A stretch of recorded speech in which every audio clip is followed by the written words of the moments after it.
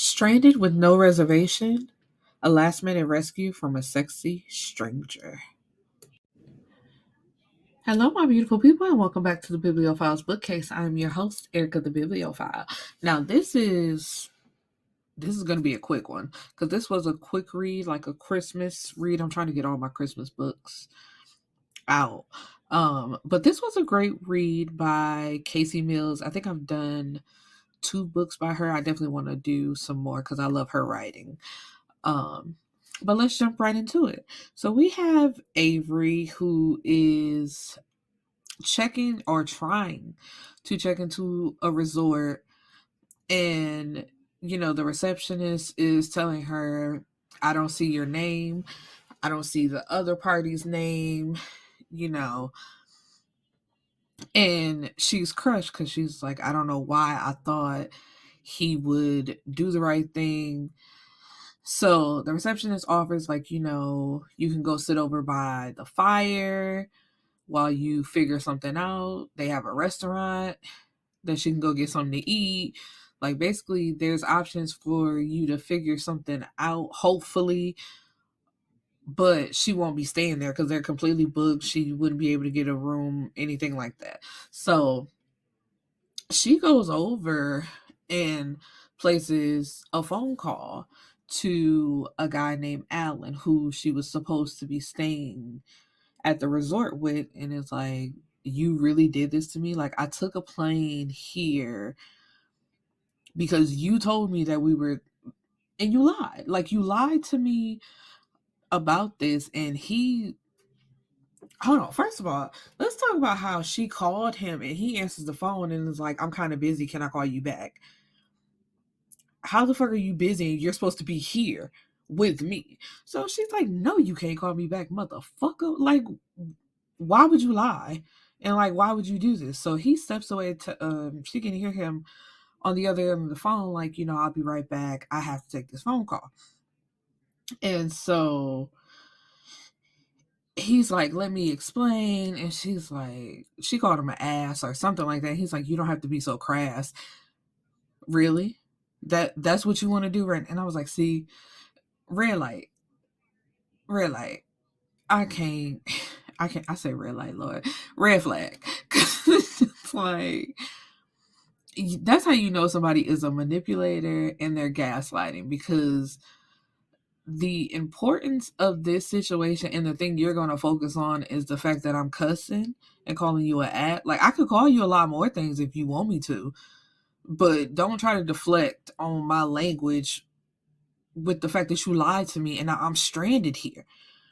And so she asks him, like, what more do you have to be doing?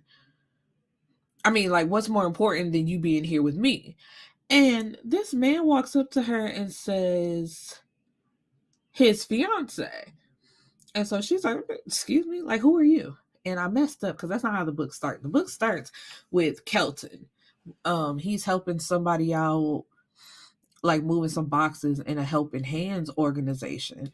And he's on break from football right now because he had an injury. So, he's spending his Christmas alone while waiting to hear back from when he can, come back to the team in the game.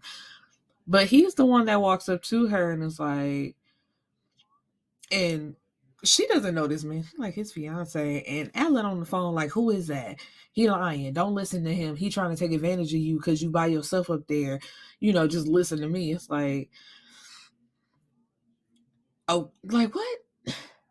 It didn't make any sense. But she stopped talking to him, and Kelton pulls out his phone and shows her a post, and it's Alan behind a woman, like he got his face nuzzled into her neck. She's smiling, and the caption says Alan, I forgot his last name, and uh it was like a car company princess finally announces their engagement.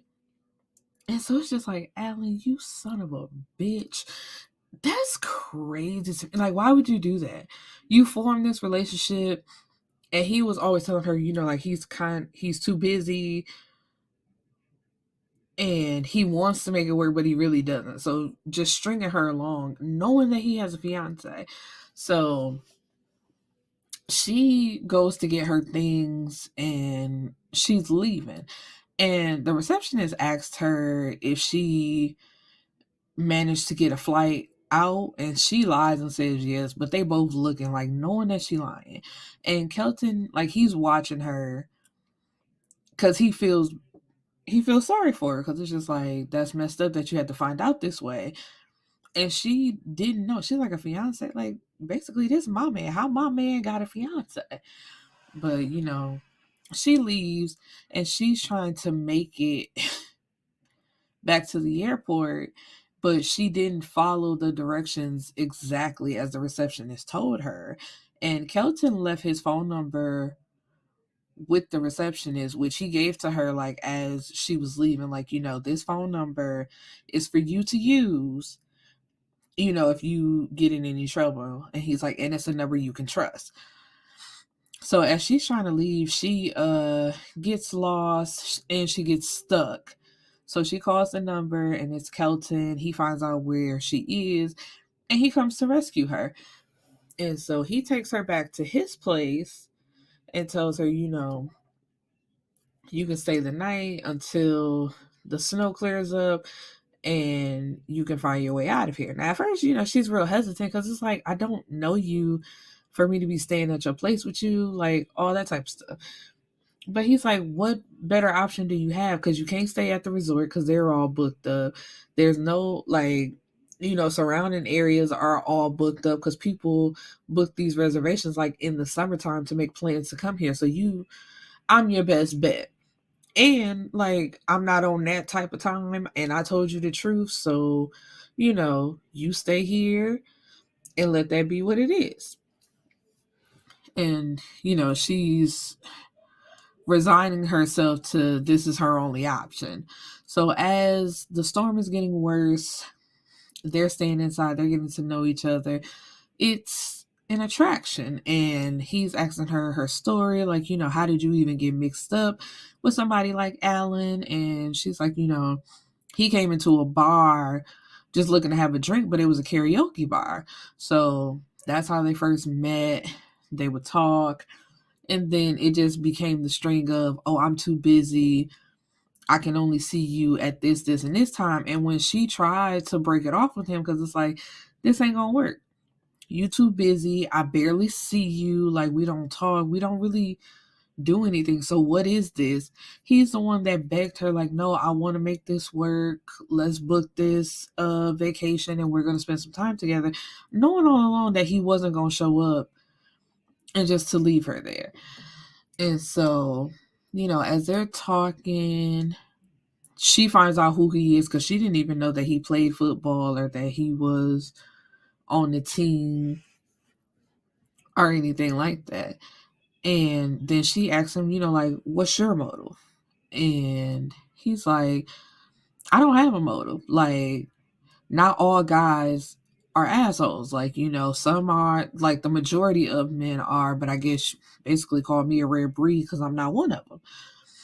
And so at some point they're having like a conversation because he's like, we're going to get to know each other over the weekend that may or may not include sex. And so she's like, definitely not. He's like, okay, cool. I'm not one of them. So we'll just get to know each other. And they're getting kind of close. And she pulls back. She's like, I'm not trying to jump headfirst into something that I might regret later. And he takes offense to that. And he's like, what? Like how you jumped headfirst into it with Alan? And it's like, why would you throw that back in her face like that? Like, she's been saying this whole time she's not completely sure, and he's been quote unquote okay with that, but now all of a sudden he's not. So, she leaves because what were they? They were playing pool. So she leaves, sorry, and she goes to her quote unquote room, and she turns her phone back on because she had cut it off because Alan just kept calling. I'm like, for somebody who claimed it was always busy, you sure got a lot of time to call me now. But she gets in touch with somebody from back home who was going crazy trying to get in contact with her. And she knew that. Like, she knew that I forgot if it was her cousin or her best friend. That is like slipping my mind right now. But anyway, she gets her on the phone and she was like, now you know that I've been worried sick as hell about you. The police called me crazy, saying that you probably wanted to get away from me and that's why you're purposely not answering my calls because I just haven't heard from you. Now, Avery tells like all of what she said, like she said like a whole bunch of stuff, and then Avery just butts in and says, they're right. And I'm telling y'all now, I call myself an emotional thug because there's some things the things I feel like I should care about, I don't give a fuck about. But something like that, I'm like, oh, so you were like, that's the only thing I would have heard. Like, they're right. You didn't want to talk. I would have hung up that phone so quick and just like, damn, I stressed myself out for a bitch who don't even care that I'm stressed out about her. Conversation would have been over. But I'm gonna just call her the friend. The friend wasn't worried about that, so she just keep going. And she's like, where are you? I know you're not on vacation with Alan because it's just something that ain't never been right about him. I ain't never liked him. And Avery is like, since when? And you didn't think to tell me? And the friend is like, but would you have listened though? And in her mind, she's like, touche. And it's like, exactly. For anybody, man or woman, non-binary, however you choose to identify, if you got it in your mind that you like a person, nobody can tell you anything about that person. So even if she would have said, like, yeah, he seems nice, he seems like a good guy, but it's just something about him that I don't too much care for, you wouldn't listen to that. And but she does reveal that she's with a stranger staying in his house. And then when she tells the name, the friend is like, plays for the Sharks. That's the football team. And she's like, she's like, girl, I love football. I know him, but why are you at his house? You don't know him, just running down this whole thing. And Avery has to tell her, that's my best bet for right now because I can't go nowhere. The car was snowed in. Like, she couldn't travel in the mountains with the car that she had. It was not made for the mountains. So she get off the phone with the friend. And then here comes Alan calling. And he wants to explain, like, why you not answering the phone? It's like, you can't ask me nothing. You can't ask me no questions. Don't ask me shit. Don't ask me why I'm doing nothing. Worry about you and your fiance. What that little girl said, worry about yourself. That's what you need to do. Worry about yourself. Why are you calling me? And now his only concern is, I know you're not there with Kelton. Is that Kelton? He's only gonna and she cuts him off like, the only thing that we have to discuss is how you and your games could possibly ruin a good thing for me. But Kelton is right at that door, like, he ain't ruined shit. Get off that fucking phone. And speaks to Alan directly. Don't call her no more. Don't worry about her. She mine. And when she hangs up the phone, he's like, I'm not letting him stop me from getting to you. Whatever we choose to do, that's between us. And so, they're still getting to know each other. They end up having sex. And they were already feeling each other. So after they have sex, Kelton basically like, I'm ready for our 2.5 kids. And if you don't want kids, then we can have a dog. And it's just like, it's the fact I still be getting cut off. Like, I don't create time for my podcast. But anyway, so where did I leave off? So yeah, he ready for the house, the kids, and the dog. And she's like, whoa, I literally just met you like 2 days ago. But he's like, when it's right, it's right. And I forgot, when he interrupted her phone call and they sat down and had the conversation, he tells her the story of how his dad got his mama, and it was a cute little story. So his dad actually had a girlfriend at college. Well, the girlfriend was in college, but he had a job like near the campus or whatever. So he shows up, looking to surprise her, whoop de whoop, whatever. But he sees the woman in another man's face, and it's just like, he see what she on, so he just call out her name, give her a little head nod, let her know, I see you. And he jumps back in his car to leave, but then he jerks to a stop because there was actually someone walking behind his car who turns out to be Kelton's mom later down the line. But he hops out looking to apologize, but when he sees her, she just so fine. Daddy Kelton can't speak. So he just standing there while she cussing him out like, motherfucker, you almost hit me. Watch where the fuck you going. Now, he didn't say she said all that, but he said his dad just stood there as his mom cussed him out. So that's all I can imagine. Like, you stupid motherfucker. And so she walks away, but he follows her. Now, sometimes, I don't know, my mind just goes places where it's like, girl, come on now, it's not important to the story. Because it says that he just stopped the car and jumped out to apologize to her. It didn't say nowhere where he cut the car off. Like, if he closed his door, none of that. Because he follows behind Kelton's mama across campus. And it's like she went to class, and then he followed her to the library, and he sat outside the library till she was done. And at some point, like, he kissed her, she slapped him and left, and he still waited on her until she finally agreed to go out with him. Now, in my stupid brain, I'm like, so he just left his car running that whole time? Like, did somebody steal the car? Like, what happened with that? But it's not important to the story. But my mind did travel there, like, but then they lived happily ever after. So the point of the story is, what you may have thought was a good situation, you move on to better things, and that better thing is him. So, what was it? Was it Christmas Day? No, it was Christmas Eve. He gets a phone call from his agent, and it's his agent telling him, like, you got the all clear to start playing again. And so after he receives that information, Averi like strips for him as celebration. And after that, then he's like, let me buy you a ticket, like, as a gift. And she tells him, I bought a round trip ticket. And I'm with him in his head, like, the motherfucker convinces you to come out here and he didn't even have the decency to pay for your ticket. And he's like, no, you can go home, wrap up all that stuff because you about to be moving in with me. And she's like, wait, what? He was like, you already said that you could work anywhere because her job, she works with a company that specializes in hospitality, where they go to restaurants and tell people what they can do better with their restaurant. And so he's like, you already said you work remote, so go ahead, wrap that up, and come on, let's go.